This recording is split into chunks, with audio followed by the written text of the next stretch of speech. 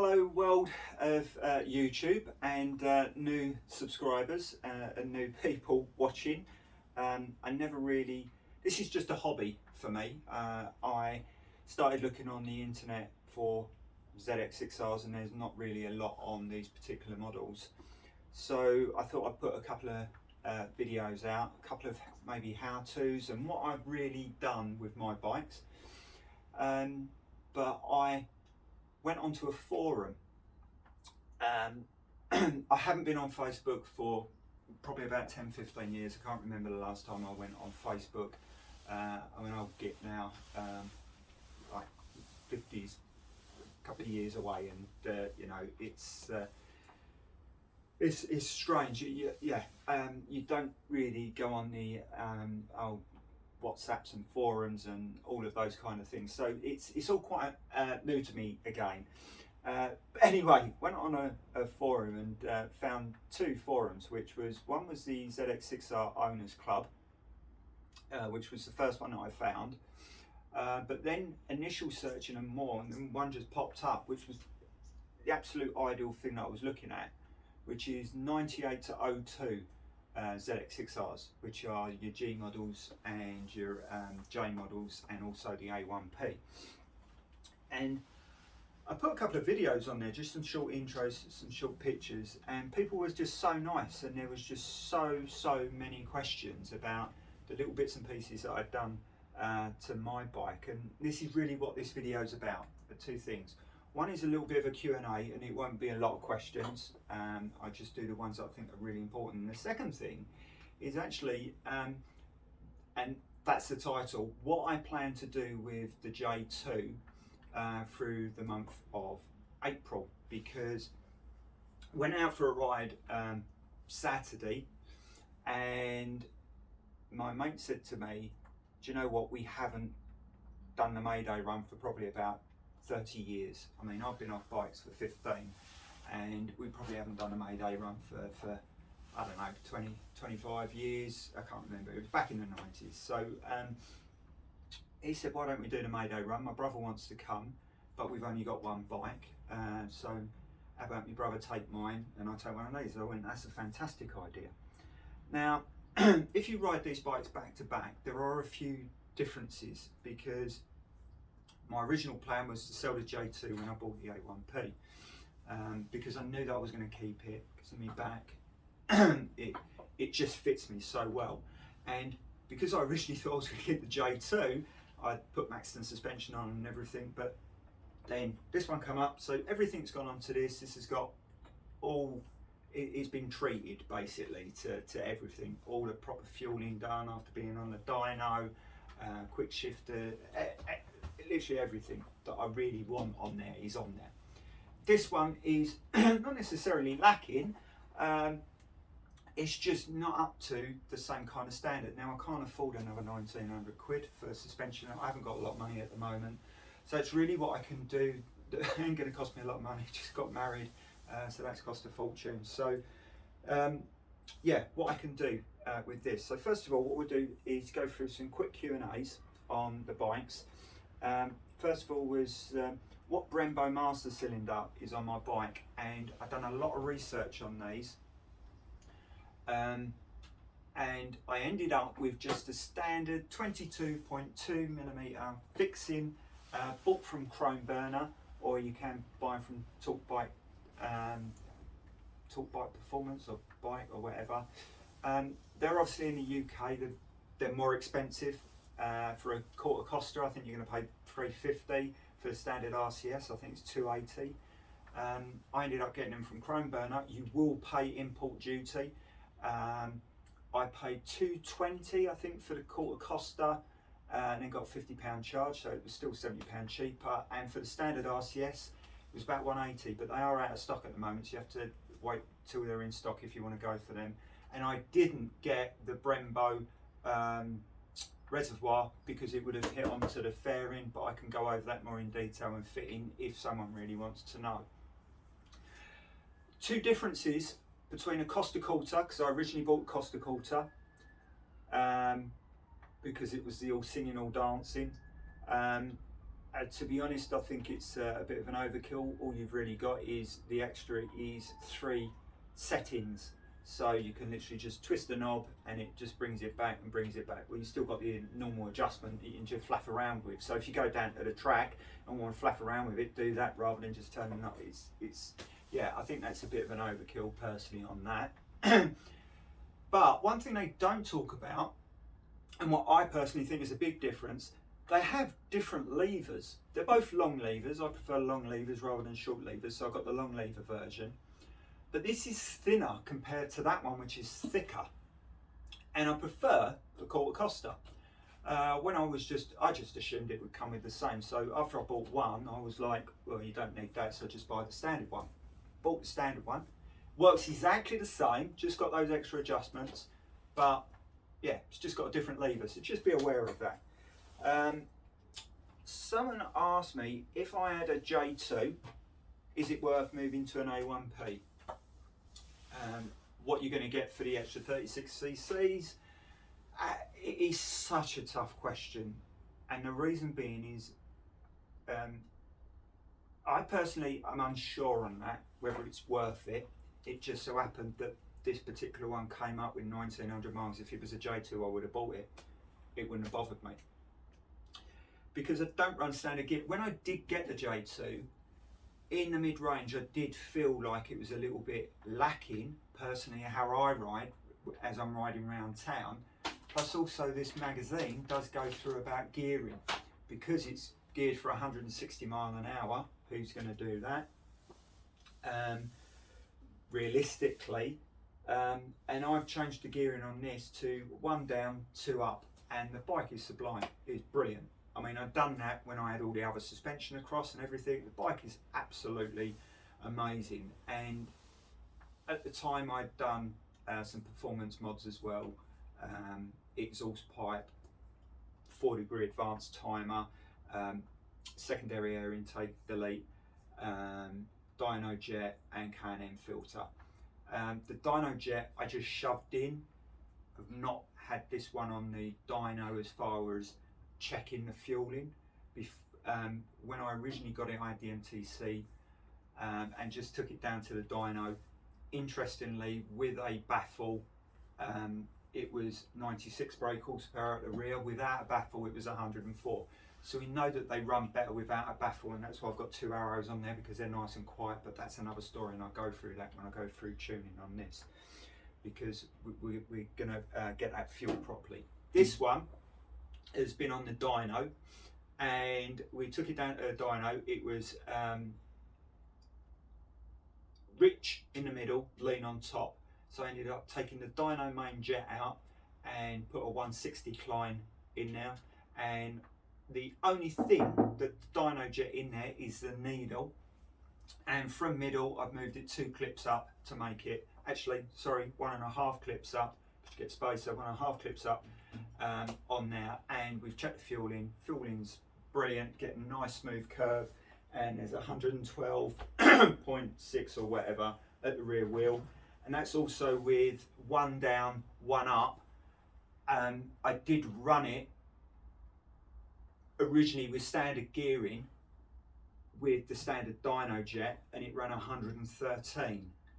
And apparently the gears, because I asked him, I've changed gears on it, he said it shouldn't make any difference, but I know from experience it does. He said if we run the bikes back to back, change the gearing, it makes a slight difference. So I'm happy with that anyway, because it's fueling absolutely spot on. I wasn't really bothered about the 112 at the rear, but even when you think of that, 112 at the rear, they quote 118 at the crank. If you take 10-12%, well, yeah, I'm getting over 120 brake horsepower at the crank, which is great. For a, I mean, at the end of the day, it's only done, well, now it's done 4,000 miles, but the bike is bloody excellent. I absolutely love these. So, is it worth moving across? Probably not. Probably not. Just do the work on your J2. If your engine pops, get an A1P engine, put it in. As I say, once we've done the fueling on this, we'll know. Because at the moment, as I say, it's just got standard fueling. I don't know what the fueling's doing. I wasn't interested. I was a bit immature. I wanted to know the performance. I wanted to know what it was putting at the rear wheel, because that's really all that matters. Well, I'm past all that now, so I want to know what the fueling's doing, and making sure that it's not running lean or rich or whatever, and what's going on. Is a J3 the same as an A1P in America? Well, I thought it was, because from the messages that I got, a J3, the way in which it was introduced in 2002, when this one came out, to 2002 to 2003, before they launched the B1H, which is a complete different model, squatty, electronic ignition, fuel injection, totally different. Is it the same? And as I say, I thought it was, but from what a couple of American guys are saying is that if you buy a J3, some of them are 600, some of them are 636. Depends on what you have to check the engine. So I don't know, is the honest answer. In the UK, this is what we got. We ended up with a J2, and in the 02, they were chasing basically Honda, and they hadn't a revision, and they thought, what the bloody hell are we going to do? And they literally just bored the engine out, done some mods to the gearbox, and done 44 improvements apparently, and changed the dampening, uprated the dampening on the suspension, which from the A1P is now on here. So is it the same? I'm unsure. Another interesting question that I thought I could do a video on at some point is, what polish do I use? And I thank you for that, because I do take nice care of them, and I do polish them a lot. This was not in the condition that it was in. The paintwork was all flat, it was bloody horrible. I'm ex-motor trade, and through my years in motor trade, learned different bits and pieces. I was a sales guy, worked in service, and one of the valeters actually showed me how to mop a bike, and that is basically T-cutting a bike, and what T-cut I use. And I've got some here that I use. I actually use K2 luster, and I use actually 3. I've got the other one at home, and they're different thicknesses. And then I use Auto Glim. I don't use anything else. Auto Glim is absolutely amazing. Super resin polish, and then I use the extra gloss protection. Now, the reason I say I can do a video on this, because these are mopped, and they're mopped to where I won't mop them anymore, because if I do, I'm going to burn through the paint, and that's going to go. Again, this wasn't in the condition, even though it only done 2,000 miles. I still had every single panel off and mopped it to the best of my ability, but again, without burning. Now, when I was changing the dog bones on this, and all of these fairings were on the 636, when I just got it, I've never dropped a bike in all my life.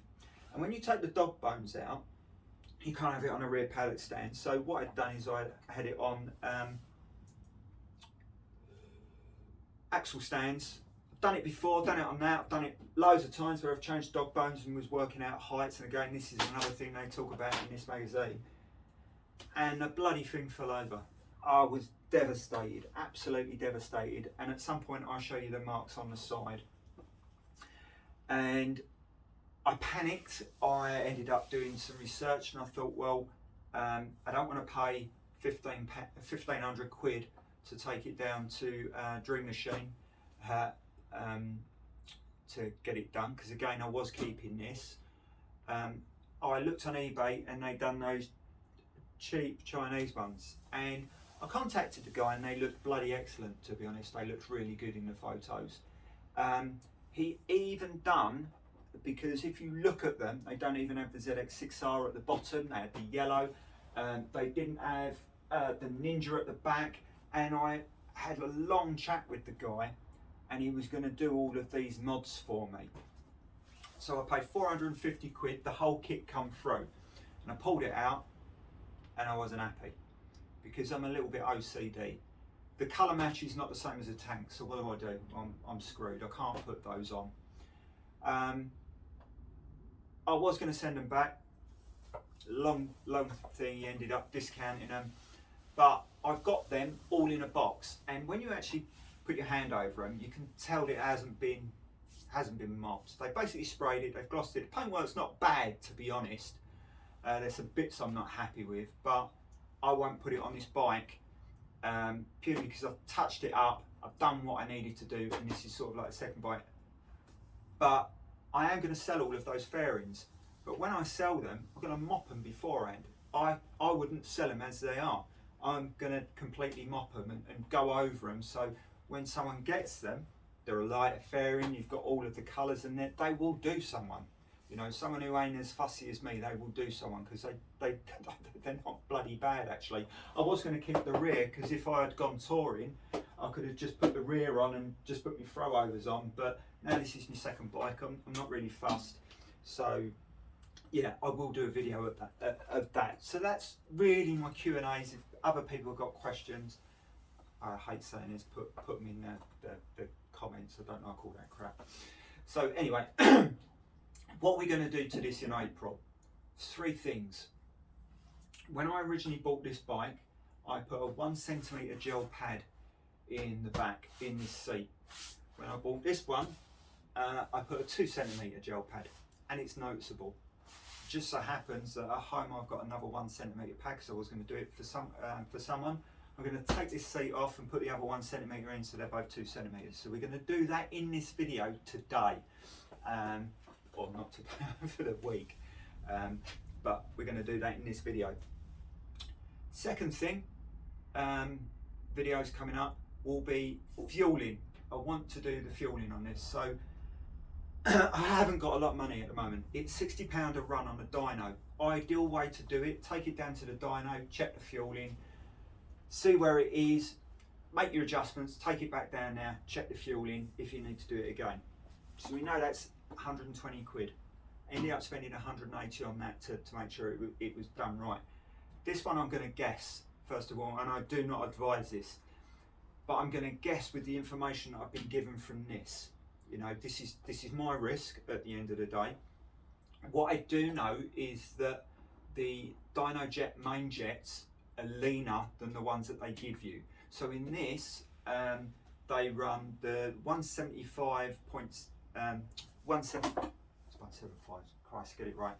157.5s in the middle, because it obviously runs hotter, and 155s on the outside.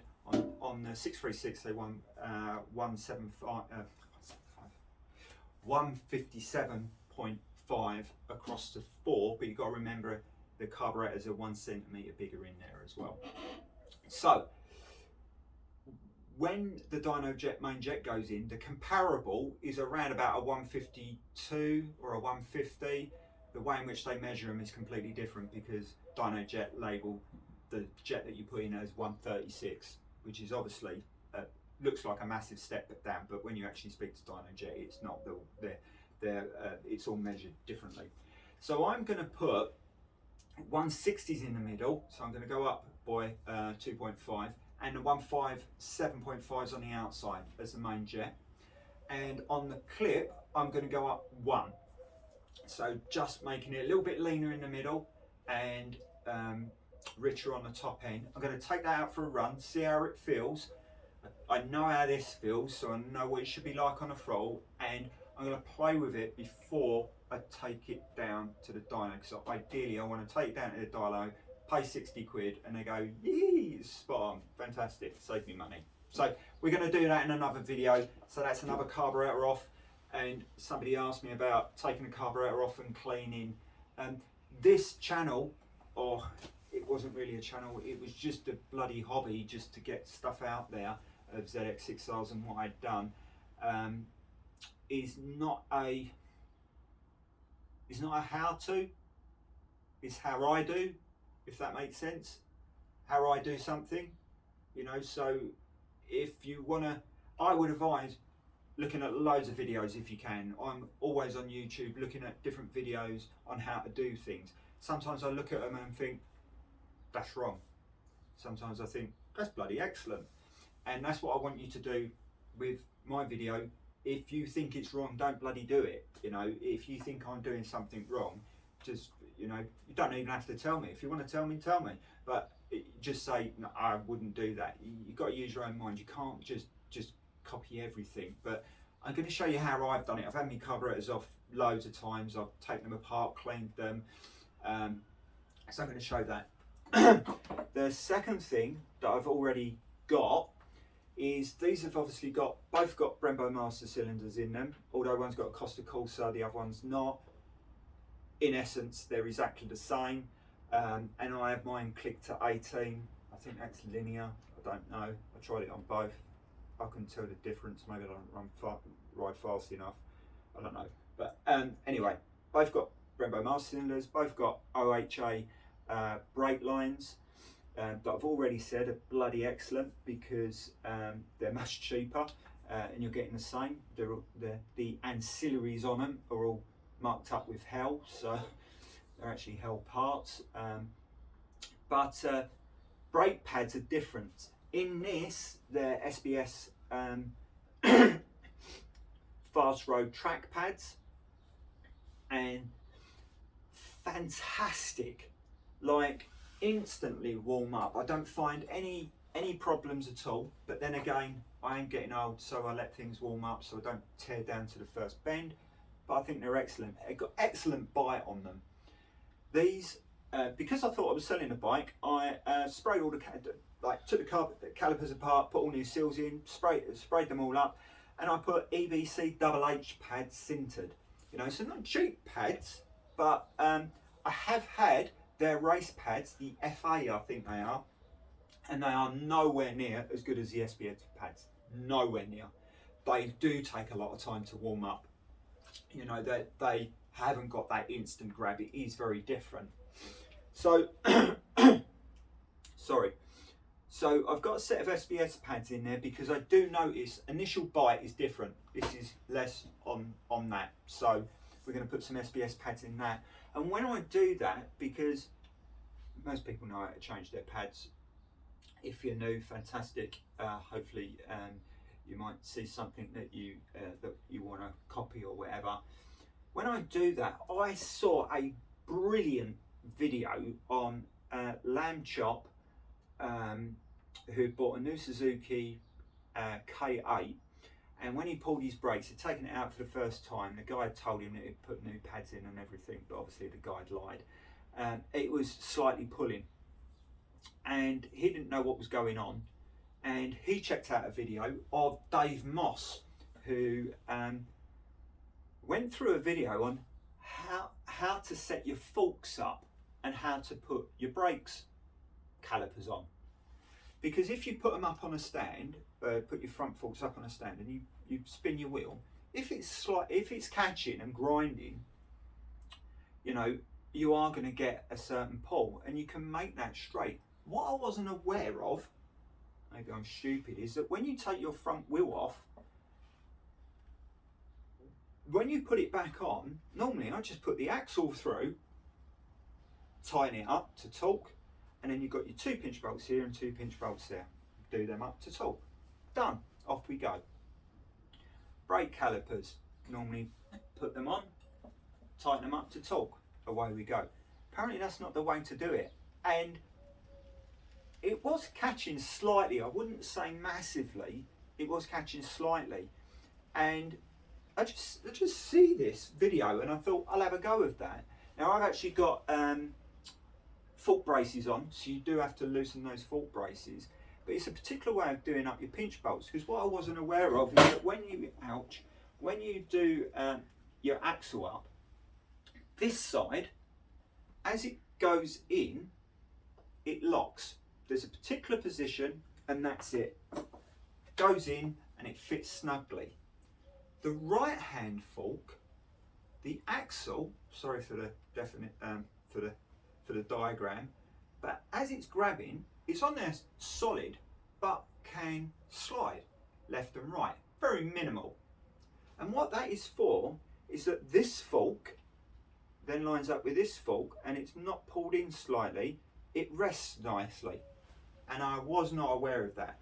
Once you've done the forks, obviously, because if this fork is slightly wrong and you put this caliper on, the brake is going to slightly hit your brake pad. So it's bloody excellent, and I'm going to do that as well. So we'll change the pads, show you how to do the forks, and because someone might not have noticed it, I just thought it was bloody excellent, to be honest. So it's something that I can do for free, so hopefully it helps you guys, but or someone out there, and because he shows it on a bike that hasn't got the same kind of pinch bolts, he shows it on something completely different.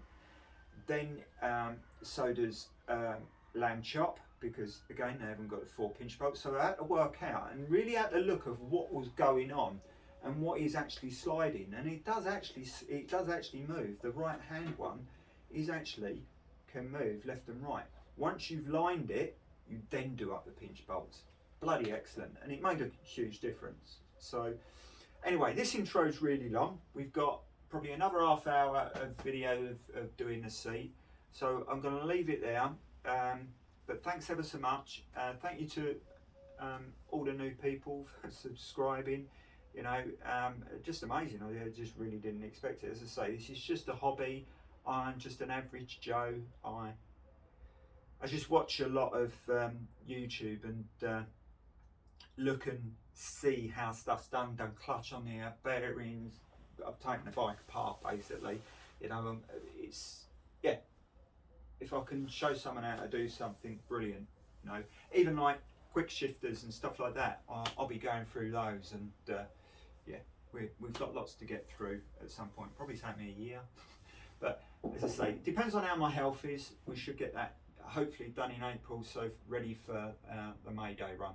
So yeah, hopefully done everything. I'll be working on this video as well, but yeah, I'm knackered, need some sleep. All right then guys, right, cheers guys, see you later, stay safe, ride safe.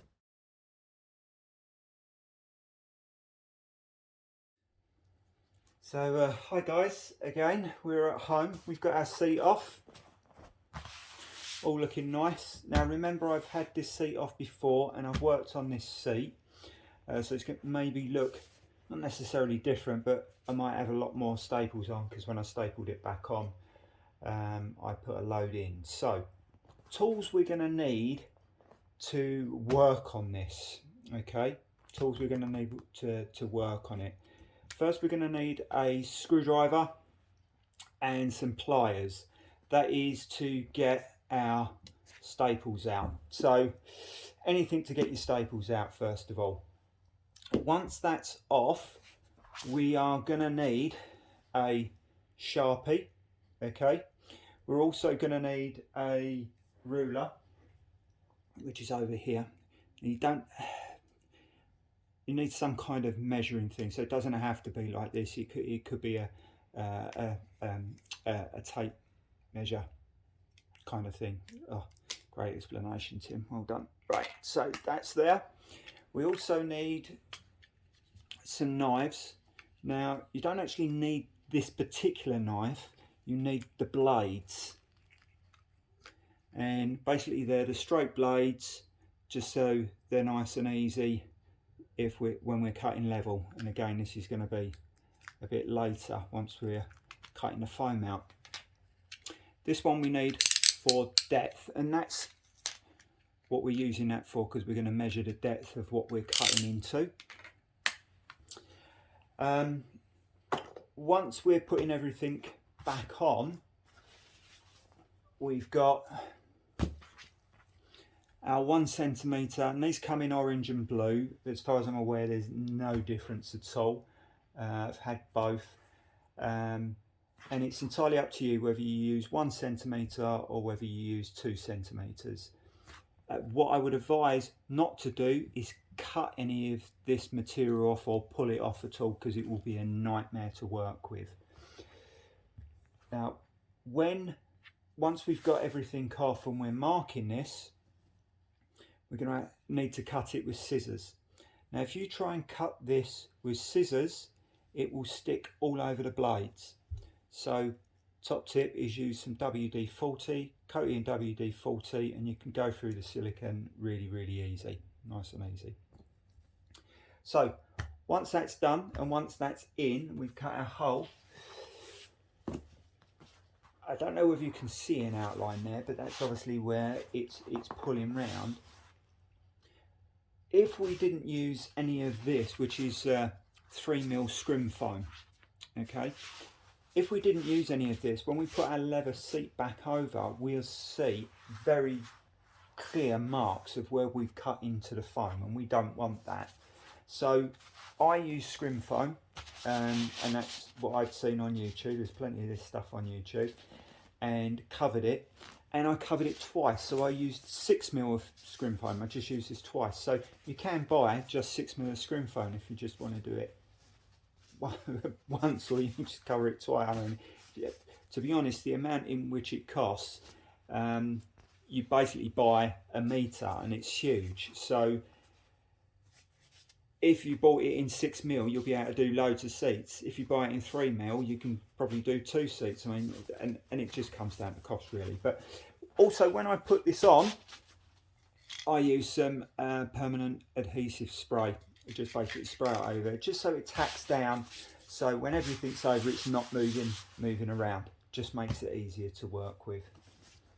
And once all of that's in, and we're putting our leather seat back on, we're going to need a staple gun. And just got this off eBay. I think it was 15 quid. Came with a load of staples. The staples that you get with it are absolutely fine. I did end up buying more as well, but the staples that come with it are absolutely fine, that you'll be able to do. And this is what I use this for. Okay, now sometimes when the staple hasn't gone in because it's going into the plastic, you just need to tap it down. Also, when you're working right on the corners, when you staple in the staple, actually you can feel the staple through here and it will pierce. So what I do is I tap this and tap the staple down, so then it's not coming through at all.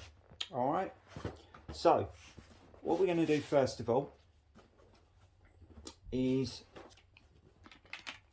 if we just get our marker, and we could mark, if you can mark your seat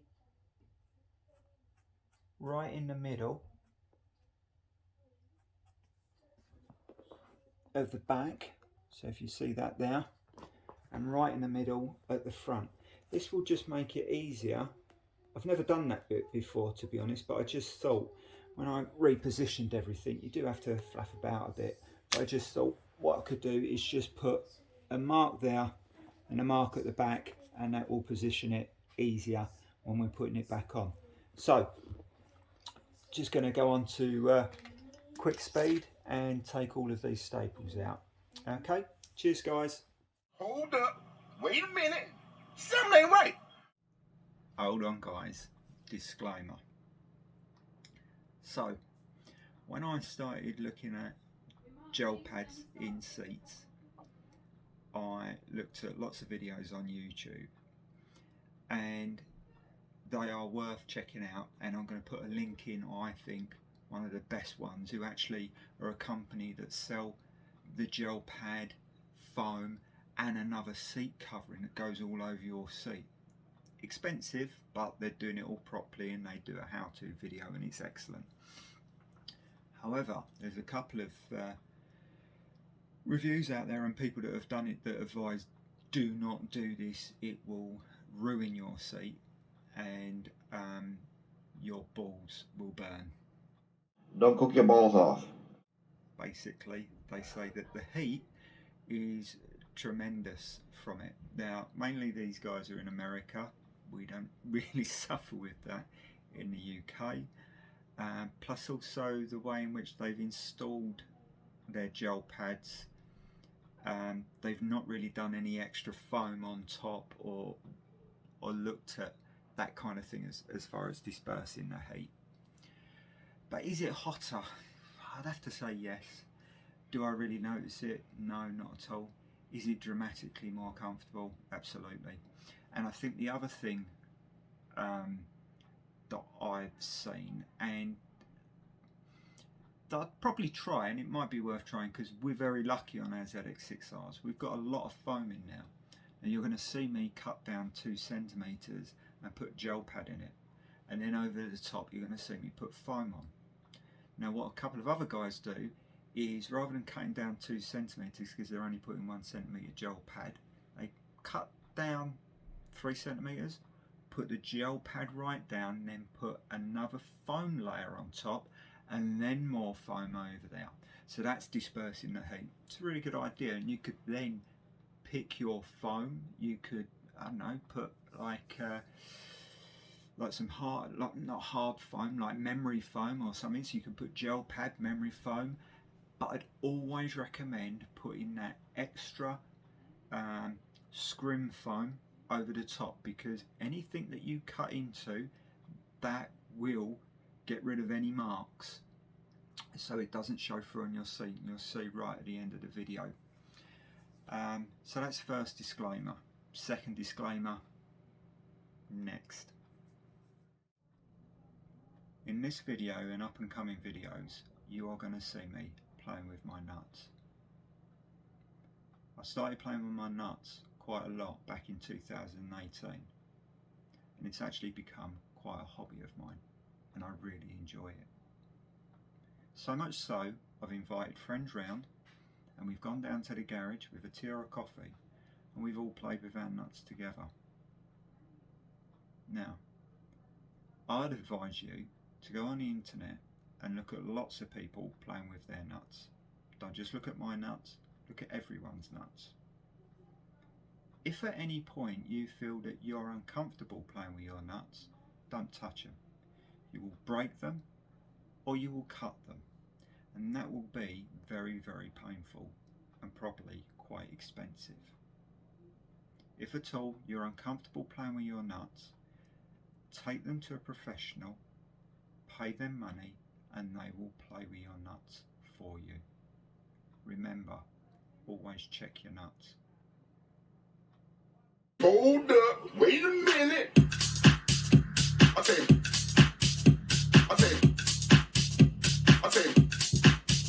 and I started, and then I started to smell them, so it's like, it smell like this, like, and I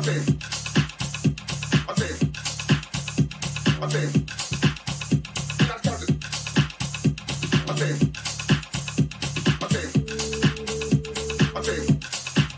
Check this out. so he had so much rhythm. When you walk on stage, that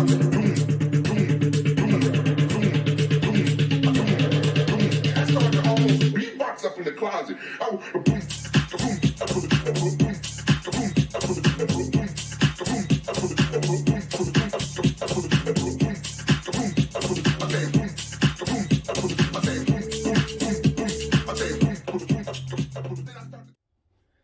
Now, because you won't have a cutout already, yours is just going to be like this foam all the way across, you're going to be able to see basically an outline just where it starts dipping down, and that's really where you want to mark. And you can see how I've marked before, around here, around so, and again, you don't have to be precise, but try and get it as, you know, the nicer it is, the nicer it's going to feel when you're sat on it.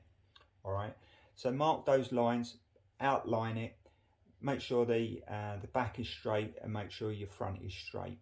Okay, you can actually do those lines, the front and back lines, by literally putting in this and drawing a line across. It looks like this one was actually smaller, so I'm going to have to cut across on that section, but this one, you can literally just draw a line at the back. If I just draw a line there, it hasn't got to be precise on now, but it's giving you an outline.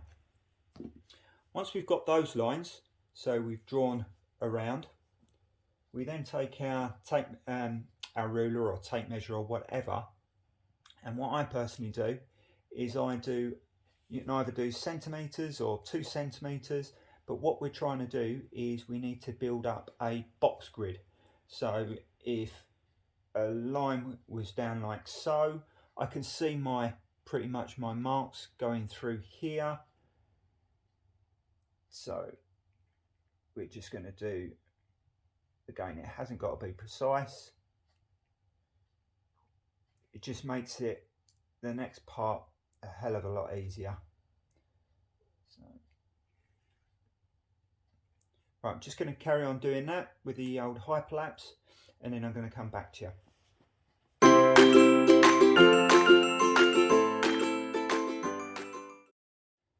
So we've got our lines all chalked out, which is fantastic, which brings us to our next part, which is probably the longest and messier part.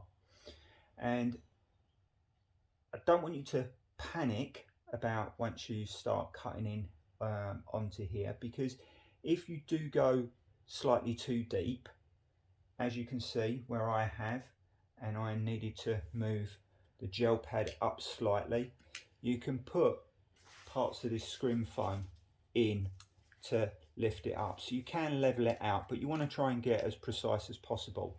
Now obviously if this is 1 centimetre deep, we want to mark out 1 centimetre. If it's 2 centimetres, we want to mark out 2 centimetres. This is why I use a snap-off blade, because I generally find that they're a little bit more accurate than the old Stanley knives. And you're going to have to get used of what angle and try and keep the same angle, because as you're moving the angle, there's different depth. So what we're going to do is we're looking at that, and ideally I would cut more shallow than what we're going to do, than cut deeper. So I would say around about that depth is good for me. And I'm going to go again on the hyperlapse, and all I'm going to do is I'm just going to push down and just cut through each line. Okay, that's literally all I'm going to do.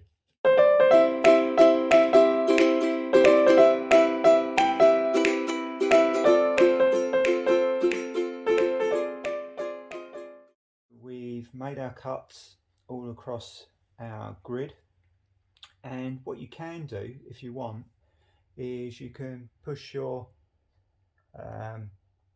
ruler down into the cuts, and you can see whether they're a centimetre deep, and if they're not a centimetre deep, just extract it a little bit longer and just make sure, just go over those lines that are not. But as I say, we can sort that out in a minute, but I'm just getting an idea, and that's approximately 1 centimetre deep.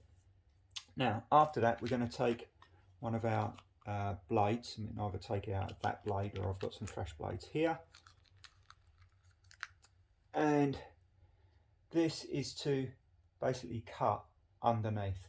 Now the first couple you can actually take and just twist out.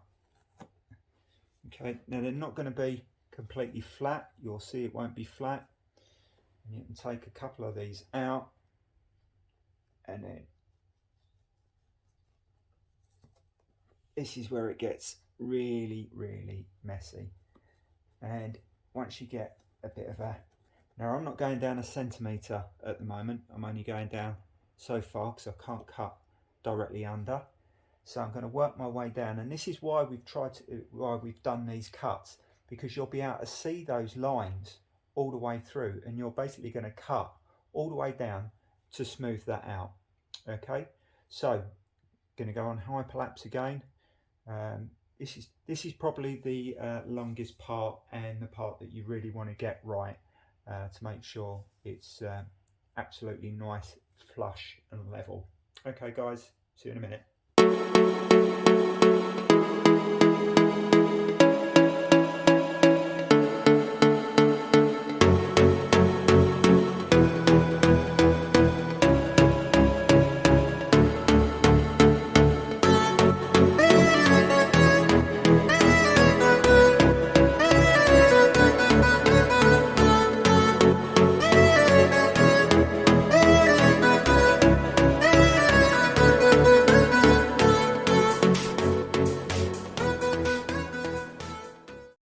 Now what I'm going to quickly do, I'm just going to mark around this other pad, this other gel pad, and I'm just going to cut this out. Okay, so now when I said about cutting these out, See, yours is going to be so much easier because all of this is all really sticky because this has got onto it. You only want to take that protective stuff off right at the end. Okay, so we've got our scissors, and what you're going to want to do is you're going to put a little spray WD-40 just on now. So you've seen how sticky they are inside. Just going to check this.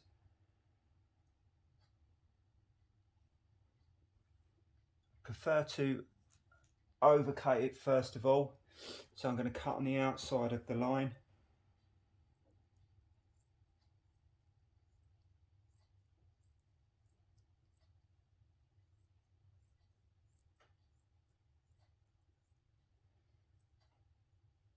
And you can see I'm cutting through and it's not sticking, so I'm going to cut round like so. So as you can see, I've had a bit of a tidy up. We got down to our desired depth, and as you can see it looks pretty smooth. There's some bits and some dips, but as I say, we've got to try this in first of all, and then if we've gone too far somewhere we can always lift it up, and if we haven't gone further enough we can always go down.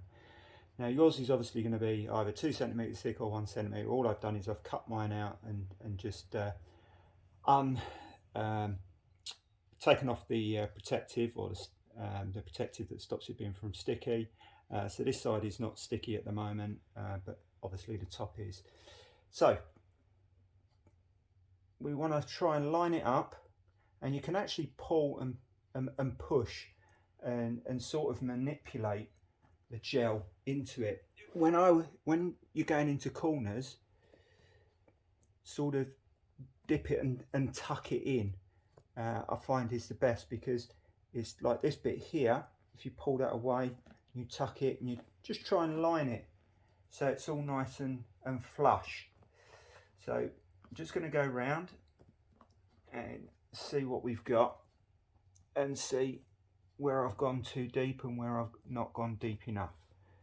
So what you can also do is you can have your scrim and go over like so to get an idea of what it's going to look like. So you can see there it looks a mess. Once that's going to go over, we know it's not going to be such a mess. Now I can already see that I've gone a little bit too far down here and too far down here. So I'm just going to now play around. I'm going to put some scrim underneath, lift it up slightly, and also if you can see just these parts, this is where I'm just going to add some foam in. It's how good you want it looking at the end of it, because obviously the flusher you get it when this goes over, the nicer it's going to look.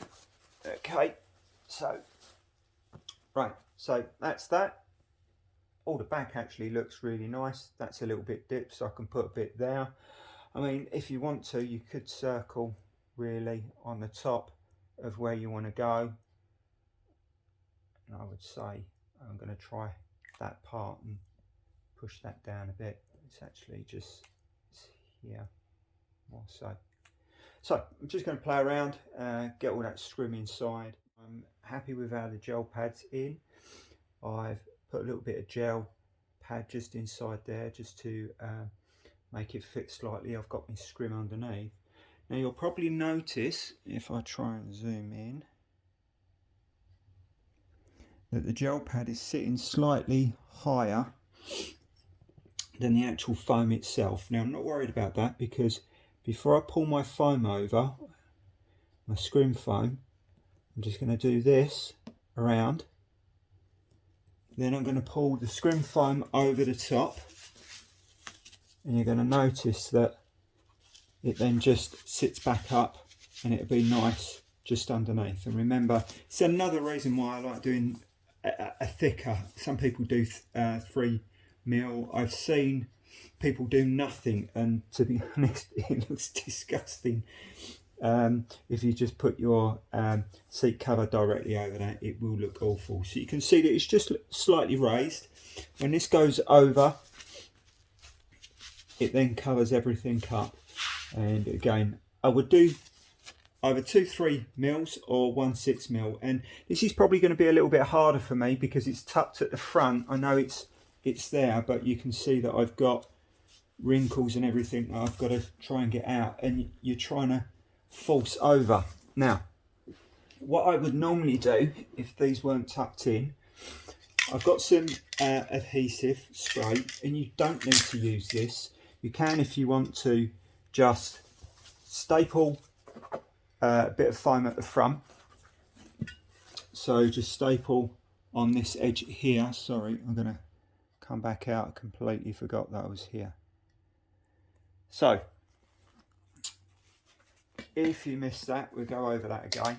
Sorry guys, I zoomed in and I was talking about this part here, and I was talking that if we put our scrim foam, or when we put our scrim foam over, we're not going to see it. Now, you're obviously going to cut a nice big square piece of scrim, and do make sure it's big enough to go over, because you will need to fold it into corners and such.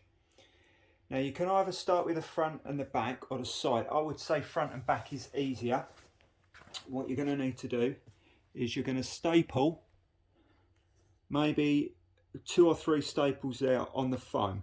The rest of the foam will be coming out here, so you'll have a load of excess coming out. That's what you want, because as it comes round, you're going to need to fold over, and then you can cut and make sure it's all nice. So this is another reason why I do 2 lots of 3mm, or I would do 1 6mm, because it just makes it look nicer. The finish, the edge is just going to feel nicer because you've got that extra foam padding. So grab your, if you've got spray, fantastic. If not, just staple down the front, and then tuck everything in as you want. So we're just going to tuck it in. Once it's tucked, we're going to pull that over. I normally use my foot and give that a great big pull. You can see how much I've pulled that over. And then what I would do, I mean, I've pulled it over more than what it was before. Then staple just in the back, and I would staple 1 or 2 in the back. Okay. Once you've done that and that's stapled, because I'm going to use my glue in a minute, you can then go in and tuck it again, just to make sure it's all nicely tucked inside. You'll actually be able to feel it. I'm just going to hold that down for a second. Then do these 2 sides and pull them tight and staple underneath. You'll then straight away see the shape in which it's taking on, that you won't be able to see those lines. And you'll see that when you get there, these are not obviously fresh, these are worn in, but yours is going to be fresh, so it's going to end up like so. All right, so I'm going to go on the hyperlapse. I'm going to bring that across, and then I'm going to start stapling and getting a first lot of foam on. What I might do is I might just tack it in 4 places, and then I think last time when I done 1 lot of 3mm, and then I done another lot of 3mm, and literally used untold amount of staples. So yeah, I'm probably just going to tack it in certain places and then pull the other one over, and then start pulling them both together. All right then guys, go to the hyperlapse. Okay guys, so forgot to put it on the hyperlapse. What I've done is I literally just folded the foam over. I folded the first sheet over and just tacked it, and then pulled the other lot over and just put 3 staples there. And then from this side, this is really hard because obviously once I've stapled it before, I've then trimmed it. So for me to try and get hold of it and pull it over is a nightmare. It's just going to be so much easier for you guys when you're doing it, it's pulling it over. So yeah, all I've done is got it from the sides as much as possible and pulled it as tight as possible. I can't actually pull it as tight as what I want, ideally, because I can still see a bit of yeah, ideally I want to put it. But I think I'm going to have to, unless I get some new foam, if I'm not happy with the final finish, I will take everything off and get 6mm foam. But to be honest, I think it's going to be absolutely fine. It's the original seat, I believe, so yeah, it's not in bad condition with the vinyl as well. So what I'm going to do is, now I'm going to try and do it all in one, which I wouldn't advise. Ideally you want to get the foam over, get that on, and then pull the lever over, get that over the foam first, and then you can trim that off and then bring that over. But again, this is quite hard to pull as well.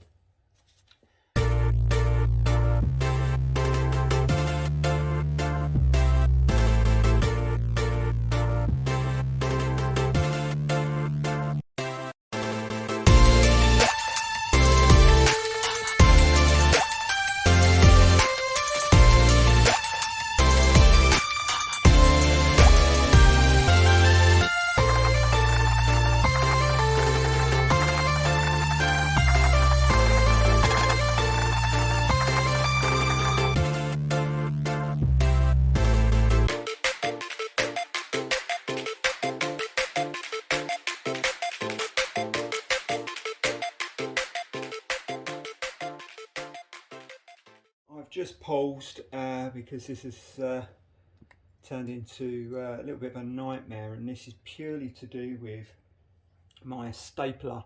Every time I staple, I have to take the staples out and basically open up the stapler, and there's another staple trapped inside every staple. And this is purely to do with, when I bought this, you get a standard set of staples with it, which are J221s, 8mm, and I never had any issue with them. When I bought these, the J221s, and these are not cheap, these are just the standard ones, 8mm, there must be a different thickness. I don't know what, but they're just getting stuck, and it's yeah, a pain in the backside. So I've got quite a few on. You can see how they're going in. I mean, that one I will pull out, but I've just got in just to hold it there, and just worked my way around. I've worked my way around the back and around the side, and this needs to be done as well. You can see it's taking shape, and you can see how it's pulled, and it looks nice, and it actually feels nice as well. Now, when you come to the edges, you will start getting some crinkling, and this one shows more here. Now, it does take a little bit of getting out, because what you have to do is you have to get your fingers under and basically pull and staple. So that's made that flat. You then have to pull that around and staple, and then this, and you can see where I've started getting wear on the edge. Now, I'm not sure whether that was there beforehand or whether it's where I've stretched it a little bit more. But you can see, as you pull it around, you know, manipulate the back end and then staple it down. I would work basically, don't tack it in the front, tack it in the back, and then work round, because you're going to lose the excess in there. You may have to take some decent ones out and re-put them back in, but I'm done for the day. My back's killing me, my knees are killing me.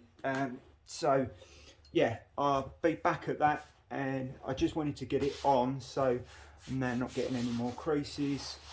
And what I'll probably do is polish it with black shoe polish. I know it'd be slippier as hell, but just want to make it look newish again.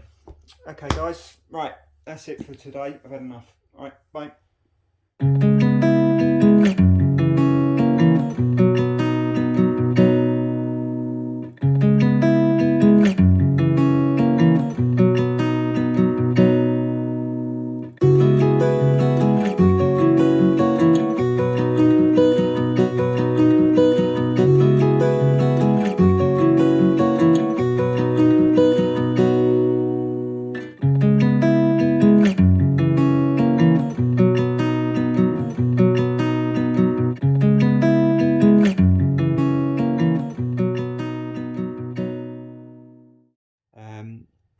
to be honest, it's taken me 4 or 5 times longer than what it normally would. Those staples are no good. I need to get some new staples.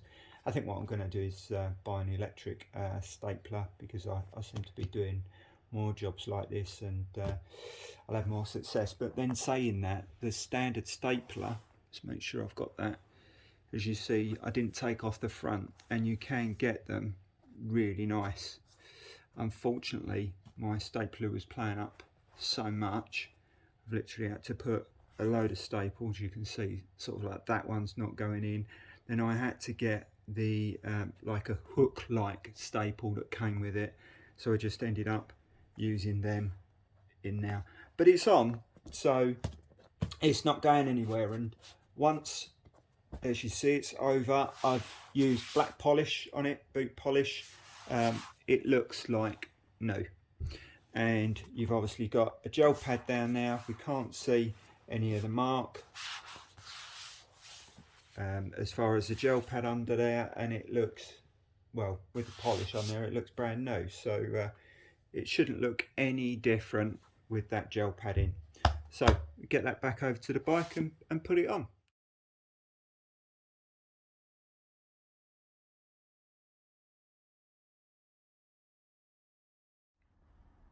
So I've had to come back, sorry guys, because I ran out of time. And I just wanted to take a video of the seat. Just so you can see, it's all nice and standard, or looking all nice and standard, but with 2 centimeters worth of gel pad underneath. I think you agree, that looks excellent. So that's it for today in this video. Sorry if I went on too long. You'll get used to me, hopefully. Hopefully I'm not too boring. But we've got the seat all done. Had problems with a stapler and took longer. Took a week to do, but there you go. And that's all done, all finished. We've got the pads to do, and remember, when I do the pads, we're going to do fork alignment as well, and calipers, just bolting them on, making sure they're aligned with the disc and making sure that they're central. And then we've got the jetting and everything to do with the carbs off. One thing I want to leave you with that I think is really important, that I said earlier on: check your nuts.